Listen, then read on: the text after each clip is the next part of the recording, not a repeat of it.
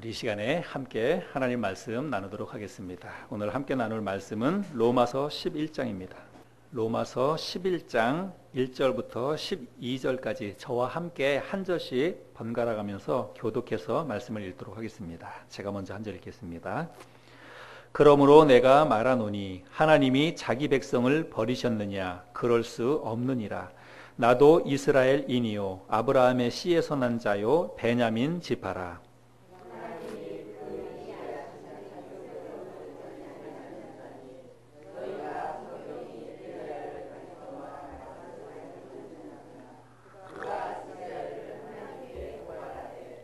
주여, 그들이 주의 선지자들을 죽였으며 주의 제단들을 헐어버렸고 나만 남았는데 내 목숨도 찼나이다 하니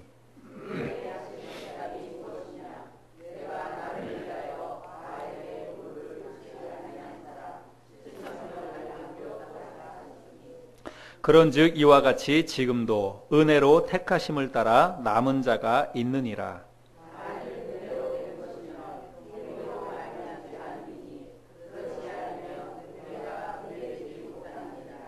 그런즉 어떠하냐? 이스라엘이 구하는 그것을 얻지 못하고 오직 택하심을 입은 자가 얻었고 그 남은 자들은 우둔하여 졌느니라.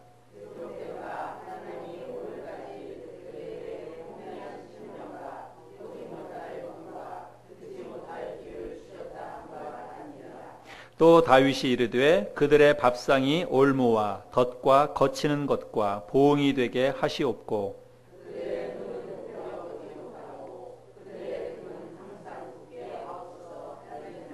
그러므로 내가 말하노니 그들이 넘어지기까지 실족하였느냐? 그럴 수 없느니라.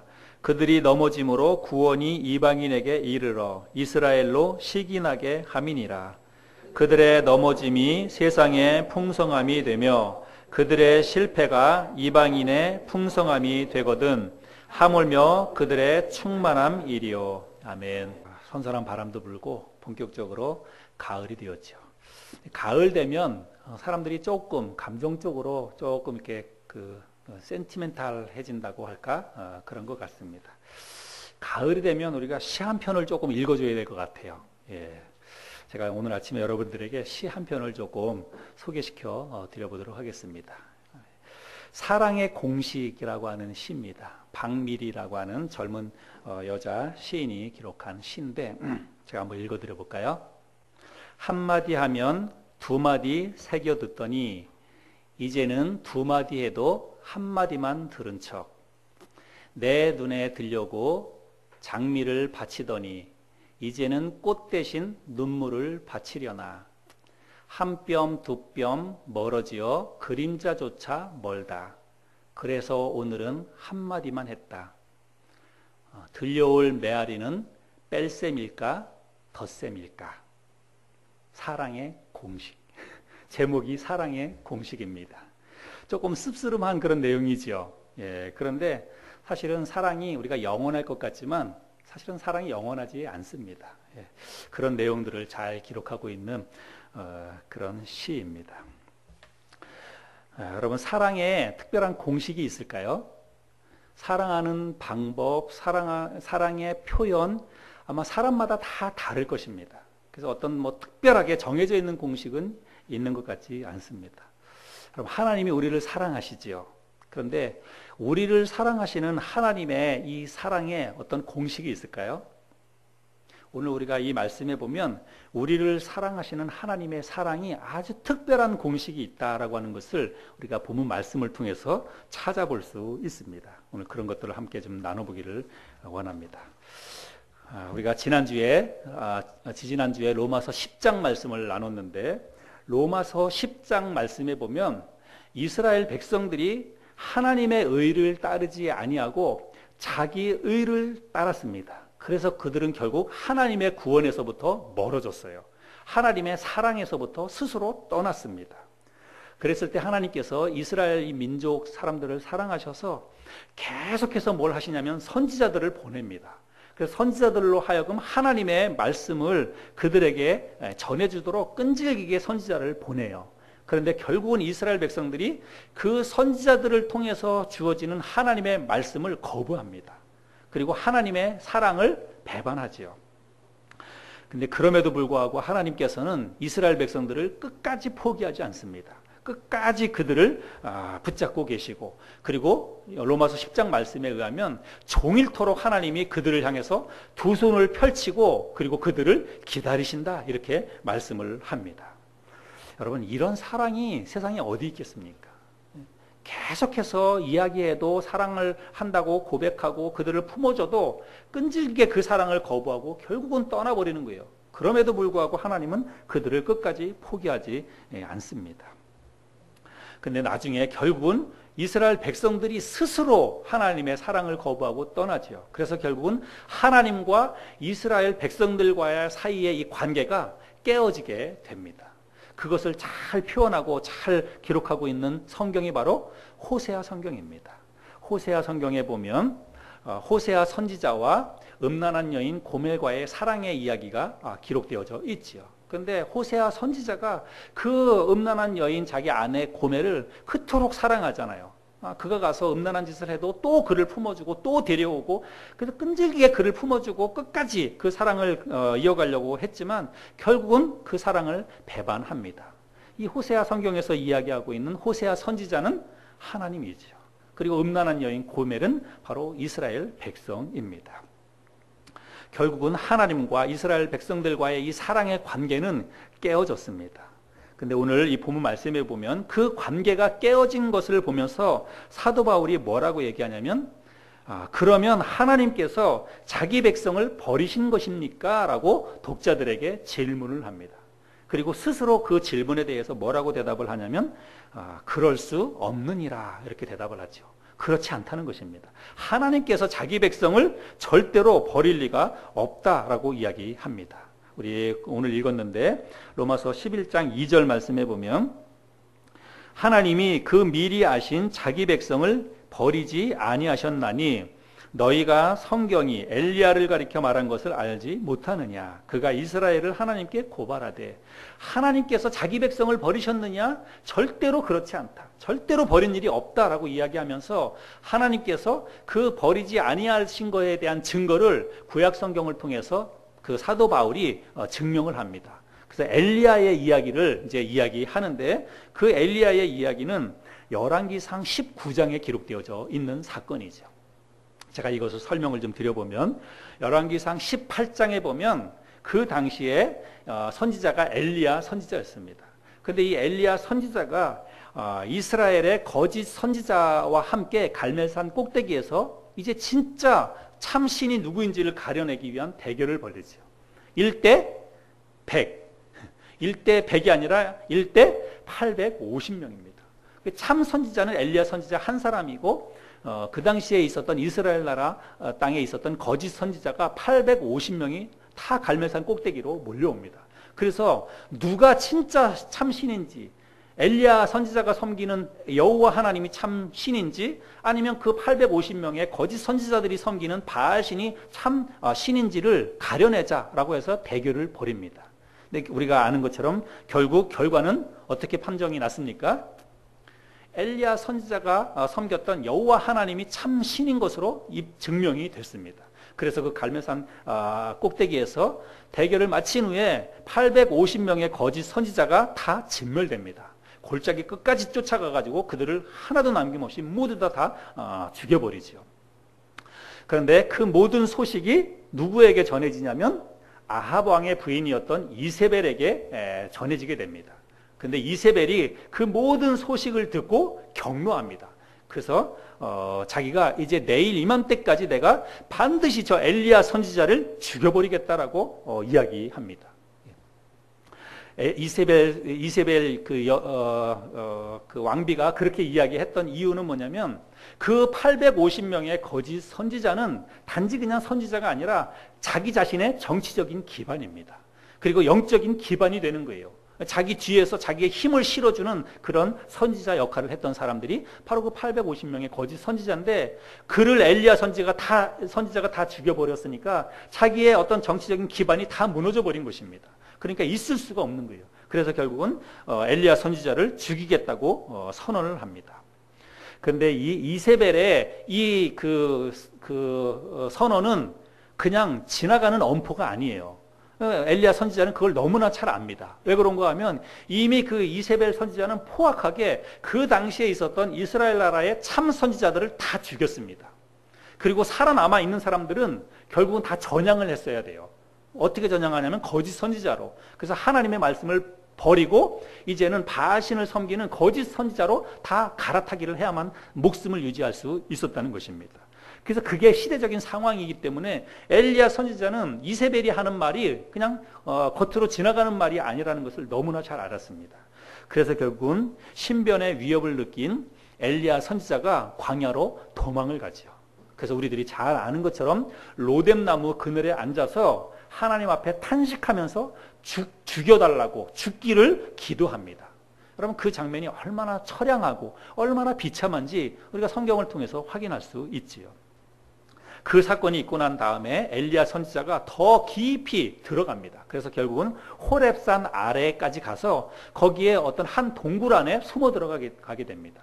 그래서 호렙산 아래에 있는 어떤 한 동굴 아래 숨어 들어가 있을 때에 하나님의 음성을 듣습니다. 하나님께서 큰 음성으로 엘리야 선지자를 불러요. 그래서 엘리야야 네가 어찌하여 여기 있느냐 이렇게 하나님이 말씀을 하십니다.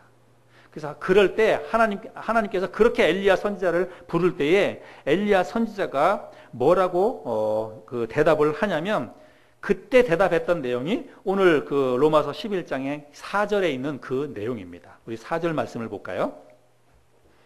그에게 하신 대답이 무엇이냐? 내가 나를 위하여 바알에게 무릎을 꿇지 아니한 사람 7,000명을 남겨두었다 하셨으니.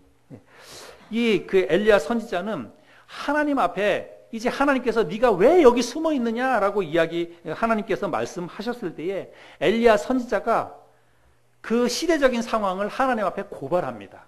내가 왜 여기까지 지금 이렇게 숨어 와야 했는지를 지금 고발합니다. 그런 내용이 열왕기상 19장 10절에 기록되어 있습니다. 여러분 한번 볼까요? 자막을 한번 여러분 보시기 바랍니다. 열왕기상 19장 10절에 보면 그가 대답하되 내가 만군의 하나님 여호와께 열심히 유별하오니 이는 이스라엘 자손이 주의 언약을 버리고 주의 제단을 헐며 칼로 주의 선지자들을 죽였음이오며 오직 나만 남았거늘 그들이 내 생명을 찾아 빼앗으려 하나이다.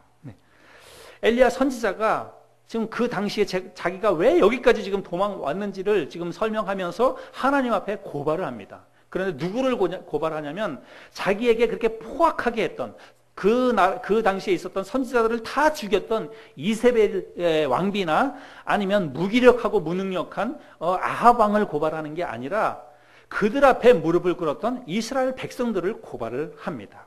그리고 이스라엘 백성들 가운데에서 그 바알 앞에 무릎 꿇지 아니한 이세벨의 포악한 세력 앞에 무릎 꿇지 아니한 사람은 아무도 없다는 거예요. 오직 나 혼자만 남아있다라고 이야기를 하면서 시대적인 상황을 고발을 하는 거지요. 그때 하나님이 하시는 말씀이 바로 우리가 읽었던 로마서 11장 4절입니다. 하나님께서는 이제 그 엘리야 선지자가 이 이스라엘 나라 땅에는 믿음을 지키고 하나님을 예배하는 자가 나 혼자밖에 없습니다. 아무도 없고 나 혼자만 남았습니다. 라고 이야기할 때 하나님께서 그 이야기를 듣고 엘리야에게 뭐라고 이야기하냐면 너 혼자만 남은 게 아니다 이렇게 말씀하십니다. 너는 너 혼자만 남았다고 생각하지만 내가 이 이스라엘 나라 땅에 너 말고도 7,000명이나 되는 사람을 내가 더 남겨두었다. 하나님이 그렇게 말씀을 하십니다. 여러분 우리는요 교회 안에서 영적인 리더들이 빠지기 쉬운 늪이 있습니다. 내가 소위 믿음 안에 섰다.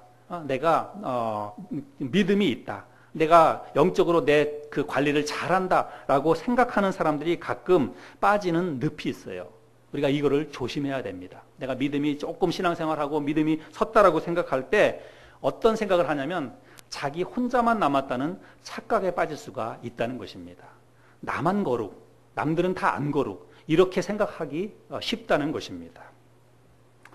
여러분 어떤 그 여자 집사님이 버스를 탔습니다. 근데 버스를 탔는데 마침 빈자리가 하나 있는 거예요. 그래서 자기가 이 빈자리에 앉았습니다. 그래서 버스를 타고 가다가 몇 정거장 지나니까 사람들이 이제 막 몰려 타는 거예요. 이제 빈자리가 없이 이제 자리가 꽉 차는데 어떤 아주머니 두 분이 짐보따리를 가득 가지고 두 분이 버스에 올라타는 거예요. 근데 그 아주머니들의 이 눈빛이 예사롭지 않은 거예요. 예, 그 아주머니들이 그냥 자리를 둘러보면서 누구 하나 자리에서 일어나면 이제 그 자리는 내 자리다 이거죠. 예, 우리 설명 안 해도 여러분 다 아시죠. 예, 아주머니들의 그 독특한 행동, 민첩한 행동들을 우리가 지하철에서도 보고 버스에서도 보는데 빈자리 하나 생기면 그냥 쏜살같이 가가지고 그 자리를 차지하는 겁니다. 근데 이 여자 집사님이 자리에 앉아서 이렇게 보니까 이 아주머니들의 눈빛이 예사롭지 않은 거예요. 막 이렇게 쳐다보다가 빈자리가 생기면 바로 갈 태세입니다. 그래서 그렇게 이제 눈치를 보면서 그렇게 가고 있는데 몇 정거장 지났더니 이제 그 젊은 새댁이 한 사람이 타는데 그러면 임신을 했어요. 배가 만삭은 아니지만 배가 이렇게 불러 나왔고 그리고 어린 애를 손을 잡고 이 젊은 새댁이 버스를 타는 거예요. 근데 이 여자 집사님이 이걸 보니까 저 그 새댁에게 내가 좀 자리를 양보했으면 좋겠다 이런 생각이 드는 겁니다. 여러분 왜 안 그렇겠어요, 그죠? 그런 생각이 드는데 자기가 그렇게 엉덩이를 풀썩풀썩 하면서 하니까 이 아주머니들의 눈빛이 자기를 집중하는 거예요. 그래서 생각할 때 내가 만약에 엉덩이를 들고 일어나면 나는 새댁에게 자리를 양보하고 싶은데 저 아주머니들이 가만히 안 있을 것 같다는 이 생각을 하는 겁니다. 예. 그래서 자기가 일어나는 즉시 달려올 거라는 생각을 들었어요. 그래서 그냥 남 좋은 일 시키는 것 같고 또 얄밉기도 하고 그래가지고 안 일어나고 이 여자 집사님이 그냥 버틴 겁니다. 미안하긴 한데 버티고 가는 거예요. 근데 조금 가다가 보니까 견딜 수 없는 겁니다. 조그만 애기가 덜컹거리고 또 이렇게 왔다 갔다 하는데 흔들리고 또 거기다가 또 임신도 했고 그러니까 너무 미안한 거예요. 그래서 견딜 수 없어서 안 되겠다. 그냥 일어나야 되겠다. 내가 양보해야 되겠다. 라고 해가지고 저 아주머니들이 앉든 어떠하든지 나는 그냥 내가 일어나서 양보해야 되겠다라고 생각해가지고 일어나서 뒤로 이제 내리는 쪽으로 이렇게 갔답니다. 그러니까 일어나자마자 어떻게 한 거예요? 예, 아니나 다를까 아주머니들이 짐보따리를 거기다 휙 던지는 거예요. 의자에다가. 짐보따리를 던지고 이제 그 앞으로 가는 겁니다. 그래서 이 여자 집사님이 아니나 다를까 여자들이 너무한다고 아주머니들이 너무한다 이런 생각을 하는 거죠. 그런데 그 다음에 반전이 일어나는 거예요. 그 아주머니 가운데 한 분이 짐보따리를 거기다 탁 던지고 자기가 쏜살같이 가가지고 그리고서 어떻게 했냐면 새댁 이리 와 여기 자리 났으니까 이리 와 여기 앉아 그렇게 하면서 그 새댁에게 자리를 양보하더랍니다. 그래서 그 여자 집사님이 내리러 그 뒤쪽으로 갔다가 얼마나 자기가 자기 자신이 부끄러웠는지 몰랐다고 하는 거예요. 자기는 그 버스 안에서 그 젊은 세대를 생각하는 사람이 자기 혼자뿐이라고 생각을 했다는 것입니다. 그러나 그 버스 안에는 젊은 세대를 생각했던 사람이 자기 말고도 또 있었다는 이야기이지요. 하나님께서 영적으로 극심하게 타락한 이스라엘 땅에 여러분 7,000명이나 되는 사람들을 남겨두신 이유가 있습니다. 여기에 하나님의 특별한 사랑의 공식이 숨어 있다라고 하는 거예요. 여러분 한번 생각해 보세요. 그 당시에 아합 왕과 그리고 서슬이 펄한 이세벨이 살고 있는 그 땅에 수없이 많은 선지자들이 이미 목숨을 잃었습니다. 그리고 제가 말씀드린 것처럼 그들이 믿음을 배반하고 거짓 선지자로 갈아탔어요. 그런데 그 엘리야 선지자는 그래서 생각할 때 이 땅에는 지금 하나님을 섬기고 하나님 앞에 믿음을 지키는 사람은 나밖에 안 남았다라고 생각을 했지만 하나님께서 그 땅에 7,000명이나 되는 선지자를 남겨두었다고 이야기하는 것입니다. 바알 앞에 무릎 꿇지 않은 참 선지자를 7,000명이나 남겨두었다고 이야기하고 있어요. 그런데 여러분 한번 생각해 보세요. 어떻게 이 7,000명이나 되는 사람들이 그 당시에 그 목숨을 유지하고 믿음을 지키고 있었을까? 여러분 이거는요 정말 하나님의 특별하신 돌보심과 하나님의 특별하신 역사가 있었다는 거예요. 하나님께서 그들을 지켜주시고 그들을 돌봐주셨다는 것입니다. 그래서 그들의 생명을 지켜주셨다는 거예요. 거기에는 분명한 목적이 있다는 것입니다. 두 가지 이유가 있습니다. 두 가지 목적이 있습니다. 첫 번째는 뭐냐면 하나님께서 그 남겨진 7,000명의 참 선지자들을 통해서 아직 복음이 들어가지 않은, 아직 하나님의 말씀을 모르는 저 이방민족 사람들에게 하나님의 말씀을 전해주기 위해서, 그래서 그 선지자들이 전해주는 하나님의 말씀을 듣고 그들도 하나님 백성 되게 하기 위해서, 하나님의 사랑 안으로 들어오게 하기 위해서 하나님이 그 사람들을 남겨두었다고 하는 거예요. 여러분, 하나님의 구원, 하나님의 은혜, 그리고 하나님의 선택, 여러분 이것은 이스라엘 백성들에게만 국한되는 게 아니라고 하는 것을 알아야 합니다. 여러분, 우리가 성경을 통해서 잘 알죠. 하나님께서 요나 선지자를 통해서 요나 선지자를 보내십니다. 어디로 보냅니까? 니느웨 땅으로 보냅니다. 니느웨는 그 당시에 아수르 제국의 수도였어요.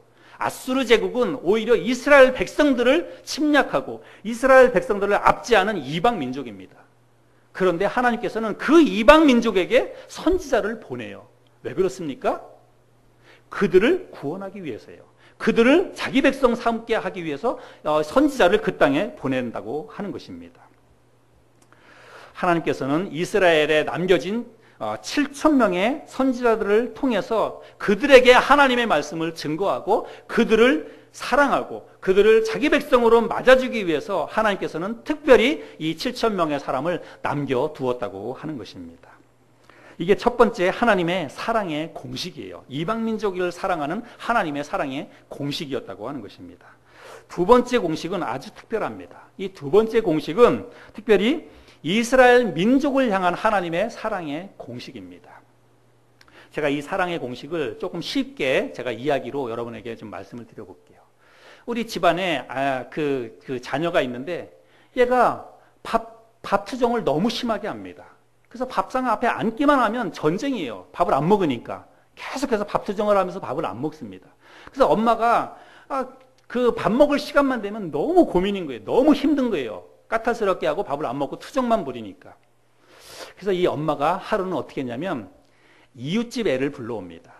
그래서 이웃집 애를 불러와서 맛있게 음식을 준비해가지고 이웃집 애를 먹입니다. 근데 이웃집 애가 너무 맛있게 잘 먹는 거예요. 그 아줌마가 차려준 음식을 너무 맛있게 잘 먹습니다. 그런데 그 너무 맛있게 잘 먹는 모습을 본 자기 집 애가 어떻게 하는 줄 아세요?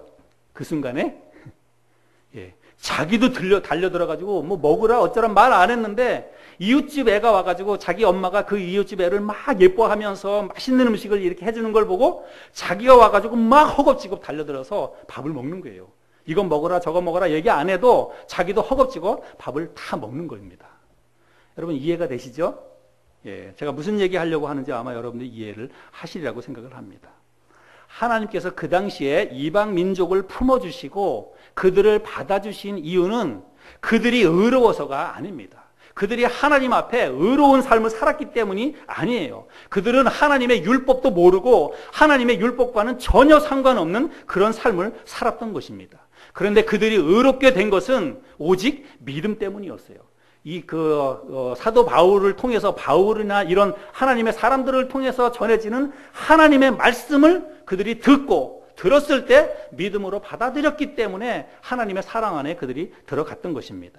그런데 중요한 것은 뭐냐면 그들이 믿음을 받아들이기 전에 이미 하나님은 그들을 사랑하시기로 작정하셨다는 것입니다. 그래서 그들은 오히려 이웃집 아이였어요. 이웃집 아이였지만 그들이 초대를 받았을 때 그들은 초대에 응했다는 것입니다. 하나님의 말씀이 전해졌을 때 그들은 하나님의 말씀을 순수하게 받아들였다고 하는 거예요. 그래서 이웃집 아이였지만 자기 품에 안고 그리고 밥을 먹여주는 것입니다.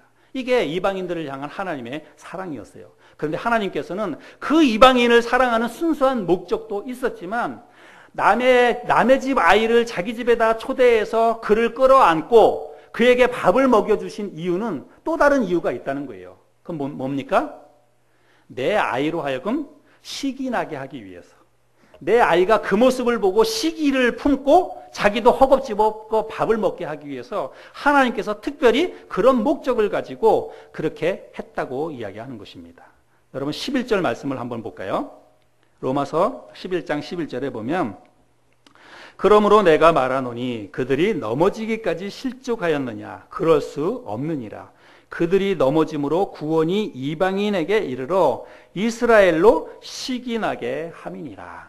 하나님께서는 이방 사람들을 사랑해서 그들을 자기 백성 삼는 것도 하나님의 큰 목적이었지만, 특별히 그렇게 하는 목적 가운데 하나는 뭐냐면, 그렇게 함으로 인해서 이스라엘 민족들을 시기하게 하는 것입니다. 그래서 스스로 하나님의 사랑을 배반하고 떠났던 이스라엘 백성들이 시기를 품고 다시 하나님 품으로 돌아오도록, 그래서 다시 하나님과 좋은 관계 속으로 돌아오게 하기 위해서 하나님께서 그렇게 하셨다는 거예요. 여러분, 이게 특별히 하나님께서 이스라엘 백성들을 사랑하셨던 특별한 사랑의 공식이라고 하는 것입니다. 사도 바울은 이것을 깨달았어요. 그래서 사도 바울이 이방인에게 복음을 전하면서 그것을 깨달았습니다. 그래서 사도 바울이 뭐라고 얘기하는 거냐면, 하나님이 자기 백성을 버리셨느냐? 절대로 그렇지 않다. 하나님이 자기 백성을 버린 게 아니다라고 이야기하는 것입니다. 오히려 이방인들을 통해서 자기 백성들을 하나님께서 받아주시고 또 다시 그 하나님의 사랑의 품으로 돌아오게 하기 위해서, 시기나게 하기 위해서 이방인들을 그렇게 사랑하셨다고 사도 바울이 이야기하고 있습니다. 그것에 대해서 그 로마서 11장 5절 6절에서 말씀하고 있는데, 이 5절 6절을 제가 여러분 현대인의 성경으로 여러분들이 조금 이해하기 쉽도록 현대인의 성경으로 제가 한번 좀 읽어드려 보겠습니다. 여러분 한번 자막을 보시기 바랍니다. 5절 6절, 그와 같이 지금도 하나님의 은혜로 선택된 사람들이 남아 있습니다. 그것은 행위로 된 것이 아니라 하나님의 은혜로 된 것입니다. 그렇지 않으면 은혜가 진정한 은혜라고 할 수 없습니다. 그와 같이 지금도, 여러분 여기서는 지금도, 이 말이 중요합니다. 지금도 하나님의 은혜로 선택된 사람들이 남아있다라고 이야기하고 있습니다. 여러분, 이 사람들이 누굴까요? 지금도 하나님의 은혜로 선택된 남아있는 사람, 여러분 그 사람들이 누굴까요? 우리입니다. 바로 우리예요. 지금도 하나님은 아주 특별한 방법으로 사람들을 선택하시고 그 사람들을 남겨두신다는 거예요. 그렇게 하나님에 의해서 특별한 방법으로 선택받고 남겨진 사람들, 그 사람이 누구라고요? 바로 우리라고 하는 것입니다. 저와 여러분이에요. 하나님께서 저와 여러분들을 그렇게 하나님의 은혜로 특별한 방법으로 선택하시고 지금도 이 땅에 남겨두셨다고 하는 것입니다. 자, 그러면 여러분 오늘 이 말씀을 통해서 아주 중요한 것은 뭐냐면, 오늘날 우리는 어떤 사람인가라고 하는 것을 깨닫는 것입니다. 나는 과연 오늘날 어떤 존재인가 라고 하는 것을 깨닫는 것이 중요합니다. 여러분, 오늘날 우리는 어떤 사람이라고요? 하나님의 은혜로 선택된 남아있는 사람이라고 하는 것입니다. 여러분, 우리는 이것을 잊지 말아야 됩니다. 우리가 바로 남아있는 7,000명입니다. 하나님께서 특별한 은혜로 지금도 이 땅에 우리를 남겨두시고, 그리고 우리를 돌봐 주시고 우리를 보호해 주십니다. 왜요? 목적이 있기 때문에 그렇다는 거예요. 하나님의 어떤 특별한 다른 또 목적이 있기 때문에 우리를 특별한 은혜로 우리를 선택하셨고, 그리고 특별한 은혜로 이 땅에서 지금도 우리를 돌봐주시고 우리를 지켜주고 계십니다. 그 특별한 목적은 뭐냐면, 우리를 통해서 또 다른 이방인들을 구원하기 위해서. 뭐라고요? 우리를 통해서 또 다른 이방인을 구원하기 위해서 우리를 이 땅에 남겨두셨다는 말씀입니다. 여러분, 우리는 우리 주위에 또 다른 이방인들이 많이 있다는 것을 우리는 기억해야 됩니다. 내 주위에 아직까지 하나님의 은혜 속에 들어오지 못한, 하나님의 사랑 안에 들어오지 못한 또 다른 이방인들이 내 주위에 많이 있다는 것을 우리들이 기억해야 합니다. 여러분, 그 이방인이 누구입니까? 하나님의 사랑에서 떠나 있는, 이 복음에 있어서 하나님의 사랑을 아직 깨닫지 못한 사람들, 아직 그리스도 안에 들어오지 못한 사람들은 복음으로 보자면 다 이방인입니다. 여러분 주위에 그게 가족이 됐든지 뭐 자녀가 됐든지 부모가 됐든지 아직 예수 그리스도를 믿지 않고 있는 사람이 있다면 그 사람은 다 누구예요? 이방인입니다. 하나님의 입장에서 보자면 이방인이에요. 그리고 하나님께서 나를 먼저 하나님의 사랑 안에 선택하시고, 여러분, 내가 뭘 잘해서 내가 하나님의 선택을 받은 게 아니잖아요. 내가 뭘 잘해서 또 정말 하나님 앞에 뭔가 공적이 있어가지고 하나님께서 나를 당신의 자녀로 삼아주신 게 아닙니다. 하나님께서는 어떤 특별한 목적이 있기 때문에 나를 먼저 선택해 주신 거예요. 나를 먼저 불러주신 것입니다. 그 어떤 특별한 목적이 무엇인지를 우리가 깨닫는 것이 중요한데, 그 특별한 목적이라고 하는 것은 뭐냐면 네 주위에 있는 또 다른 이방인을 하나님께서 사랑하고 계십니다. 아직 구원받지 못한 또 다른 이방인을 하나님이 너무나 사랑하고 계세요. 그런데 그 사람에게 하나님의 사랑을 가르쳐주고 하나님의 사랑을 전달해 주어야 되는데, 하나님께서는 그 일을 누구에게 맡기신 거냐면 나에게 맡기셨다는 것입니다. 나로 하여금 또 다른 내 주위에 있는 이방인들에게 하나님의 말씀을 전하도록, 하나님의 사랑을 가르쳐 주도록 우리를 남겨두셨다는 사실입니다. 하나님께서는 이 땅에 있는 모든 이방인들, 이 땅에 있는 모든 구원받지 못한 사람들을 하나님은 사랑하십니다. 우리만 사랑하는 게 아니에요. 하나님은 예수 잘 믿는 사람들만 사랑하지 않습니다. 예수 안 믿는 사람들을 하나님은 더 마음속에 품고 있고 더 어쩌면 그들을 더 사랑하고 있는지 몰라요. 그래서 그들이 어떻게 해서든지 하나님 사랑 안으로, 하나님 품 안으로 들어오기를 하나님께서 기다리시고, 그 일을 하기 위해서 이 땅의 교회를, 그리고 저와 여러분들을 이 땅에 남겨두셨다고 하는 것입니다. 디모데전서 2장 4절 말씀에 보면 하나님께서 이렇게 말씀하십니다. 우리 같이 한번 읽어볼까요? 디모데전서 2장 4절 같이 읽겠습니다. 시작. 하나님은 모든 사람이 구원을 받으며 진리를 아는 데 이르기를 원하시느니라. 네. 하나님은 이 땅에 있는 모든 사람들이 진리를 깨닫고 하나님 말씀을 깨닫고 하나님의 사랑 안에 들어오기를 하나님은 원하신다는 것입니다. 그리고 그 일을 위해서 우리 교회를 여기에 세워주셨습니다. 그리고 그 일을 위해서 우리를 이곳에 불러주셨어요. 그리고 그 일을 위해서 여러분들을, 지금 여러분이 계시는 직장에 여러분을 하나님이 보내셨습니다. 여러분이 계시는 사업처에 하나님이 그저 돈 잘 벌어서, 돈 많이 벌어서 이 땅에서 그냥 행복하게 부자로 살기 위해서 여러분에게 그런 사업을 맡겨주신 게 아니라, 여러분의 사업처에서 아직까지도 복음의 변두리 위에 있는 이방인들을 당신을 통해서 하나님의 사랑을 깨닫게 하기 위해서 여러분에게 사업을 허락하셨어요. 여러분의 사업처에 그 목적을 두고 하나님이 보내주신 것입니다. 여러분 가정에 믿지 않는 가족들, 또 친척들에게 하나님이 그 목적을 이루게 하기 위해서 여러분들을 지금 그곳에 보내주셨다는 사실입니다. 여러분, 하나님은 지금도 우리를 통해서 내 주위에 있는 아직 하나님의 사랑을 깨닫지 못한 사람들에게 복음을 전해주시고, 그리고 그 복음을 전해지는 그 복음을 통해서 사람들이 하나님의 사랑 안에 들어오도록 하나님께서 원하고 계십니다. 여러분, 이게 바로 하나님의 사랑의 공식이에요. 하나님께서 직접 하실 수도 있지만 하나님은 그렇게 직접 하는 게 아니라 나를 통해서, 그리고 여러분을 통해서, 우리 교회를 통해서 하나님의 사랑을 사람들에게 전해 주시기를 원하는 거예요. 그게 바로 하나님의 특별한 사랑의 공식이라고 하는 것입니다. 그래서 우리는요, 내가 어떤 존재인지를 우리가 명확하게 깨닫고 있어야 되는데, 내가 어떤 존재냐면 나는 하나님의 사랑의 공식 안에 들어가 있는 사람이라는 거예요. 하나님의 사랑의 공식 안에 들어가 있는 변수라고 하는 것입니다. 제가 어제 이 말씀을 준비하면서 제가 변수라고 하는 것을 알게 됐습니다. 여러분, 수학의 공식 가운데 변수라고 하는 게 있다네요. 변수. 예, 수학에는 뭐 수학은 다 숫자 노름이잖아요. 자연수, 무리수, 유리수 뭐 이렇게 다 있는데 변수라고 하는 게 있대요. 근데 이 변수는 어떤 역할을 하냐면 크기가 변할 수 있는 숫자랍니다. 그리고 상이한 값을 취할 수 있는 숫자가 바로 이 변수라고 하는 것입니다. 무슨 얘기인고 하면, 내가 정해진 위치에서 어떤 역할을 하느냐에 따라서 더 많은 사람들이 구원받을 수도 있고 그렇지 않을 수도 있다는 거예요. 내가 바로 그 변수라고 하는 것입니다. 내가 내 주위에 있는 가정에서, 직장에서 내가 어떤 역할을 하느냐에 따라서 내 주위에 있는 사람들이 구원받을 수도 있고 내 주위에 있는 사람들이 구원 못 받을 수도 있다는 사실입니다. 물론 구원은 내가 하는 게 아니에요. 하나님이 하시는 것입니다. 그런데 철저하게 하나님은요, 지금도 하나님께서 세우신 교회를 통해서 그 일을 하십니다. 하나님께서 먼저 구원해 주신 그 그리스도인들을 통해서 하나님께서 그 구원의 일을 해 가신다는 거예요.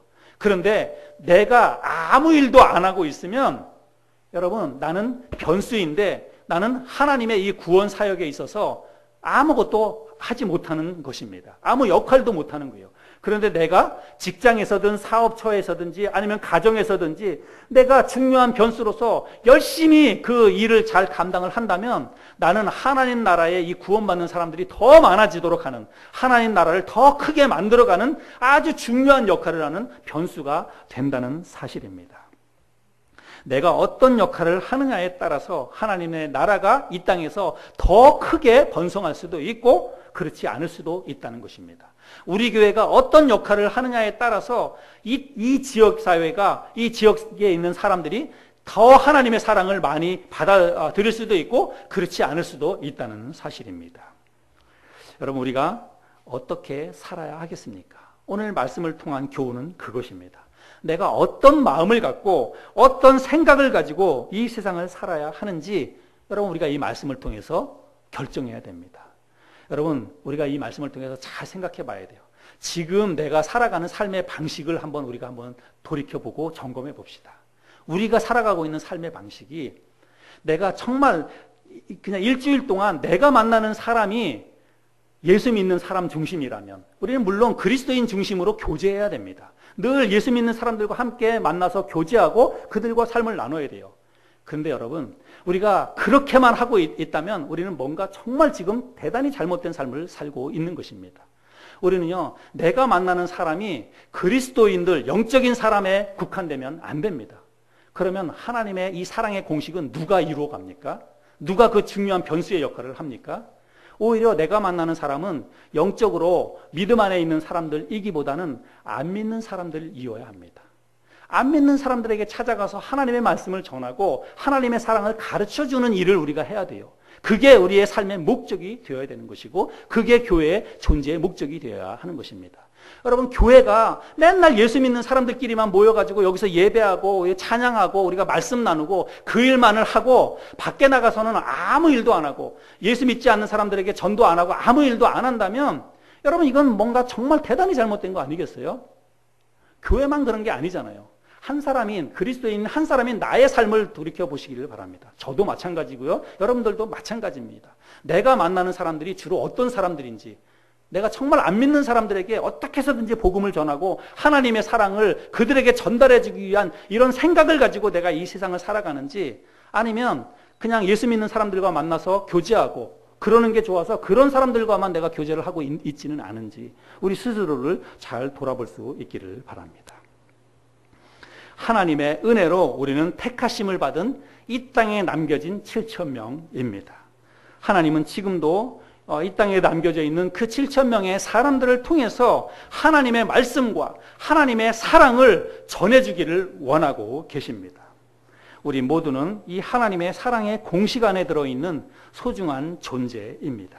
내가 역할을 제대로 해야만 하나님의 사랑이 이 땅에서 더 충만해질 수 있다고 하는 것을 저와 여러분들이 기억했으면 좋겠습니다. 그래서 우리가 복음을 전하는 것이 우리의 삶의 목적이 될 수 있기를 바라고, 어떻게 해서든지 우리가 기회를 타서 안 믿는 사람들에게 복음을 전하고 그들을 하나님의 사랑 안에 들어오게 하기 위해서 최선의 삶을 살아가는 그런 삶을 저와 여러분들이 살아갈 수 있기를 바랍니다. 이제 이번 주에 추석 명절이 있지요. 추석 명절에 우리가 가족과 친척들을 만나게 될 것입니다. 여러분, 바라기는 이번 추석 명절에 우리가 이 하나님의 사랑의 공식을 조금이라도 우리가 실천하고, 그리고 그 사랑의 공식에 중요한 변수의 역할을 할 수 있는 그런 이 명절이 될 수 있기를 바랍니다. 그냥 가족들과 만나서 그냥 음식 먹고 맛있는 음식 먹고 즐겁게 그렇게 명절 보내는 것, 그렇게만 지나버리면 아무 유익이 없습니다. 안 믿는 사람들에게 정말 어떻게 해서든지 신앙생활 해야 된다고, 예수 믿어야 된다고, 나와 함께 교회 가자고, 우리가 그렇게라도 그 정도 말이라도 우리가 할 수 있는 그런 이 명절이 될 수 있기를 바랍니다. 저와 여러분들이 삶의 목적을 분명히 하고 하나님의 사랑의 공식 안에 들어있는 중요한 변수라고 하는 것 기억하시고 그 역할을 잘 감당해낼 수 있는 저와 여러분들이 될 수 있기를 주님의 이름으로 축원합니다.